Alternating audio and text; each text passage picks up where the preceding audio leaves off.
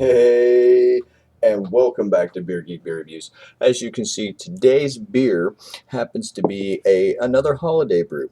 I've been going through as many holiday brews that I can find, but today I'm going to be doing a limited edition brew for the holiday season. This is the Three Floyds Alpha Claus, out now. I've seen, it depends on what part of the neck of the woods in the distribution area that you are. I've seen it out end of November. I just picked mine up about 2 days ago. So with that said, man, let's go ahead and pop it open and get it into the glass, and I'll let you guys know exactly what I think.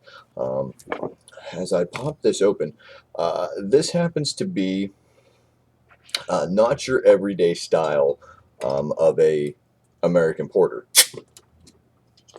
Pop goes the weasel because the weasel goes pop, and here it goes. It's got that nice dark porter hue to it. Get it into the glass. Get some little bit of a head going on. See if we can't get some kind of head retention. That actually poured off to be a nice, very lovely looking head.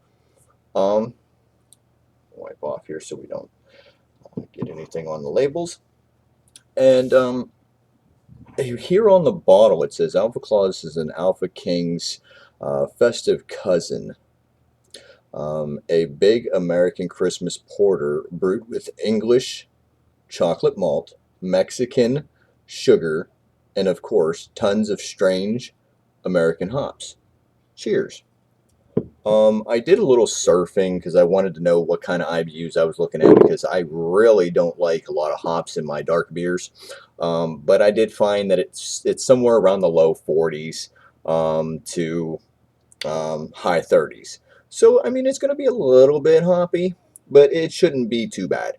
Overall, I could not find a alcohol by volume anywhere on here, but I did go ahead and find that it should be anywhere between 6, 6.1, 6.2, depending on the batches, maybe even 6.3, 6.4, low 6. So, I mean, that's generally a everyday porter, I guess.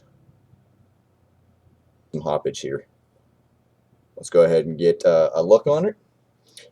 As for, I cannot really see through it. I can see some kind of like mahogany or ruby red hues, right down here when I look in the light behind me. As for the head didn't stick around very, very long, but it's still there. Got that about half a finger worth of head there. A little bit of head retention up here on the side of the glass. Should be all right. That's a very light brown. I keep calling a lot of things khaki, but it seems to be like a very light mocha color. But with that, let's go ahead and get some of the aroma, shall we? Definitely smell the chocolate malts. You can smell the hops as well, but the hops seem more along the lines. They're not really a bittering hop aroma. They're more of along the lines of a grassier note, more of an herbal, kind of like herbal essence as per se. Um, Definitely like a coffee bean or an espresso note. Let's go ahead and get a taste on it, shall we? Prost.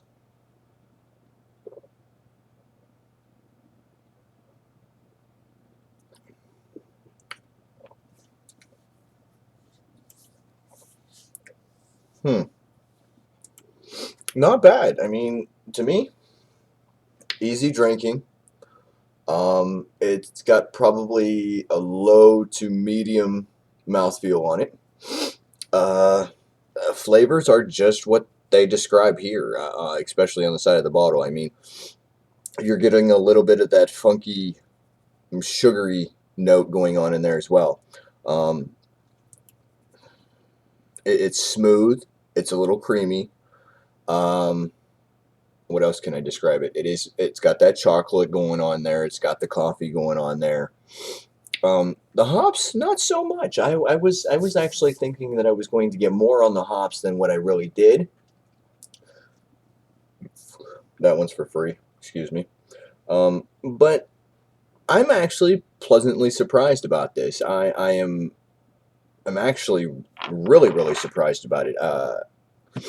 Like I said, when I did some notations, I looked around when I was looking for IBU information and stuff like that.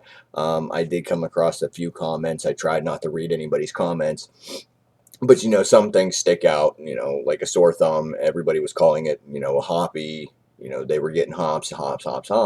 But everybody's profile, taste buds are different. So with mine, it's not so bad. I mean, you can tell that the hops are in there.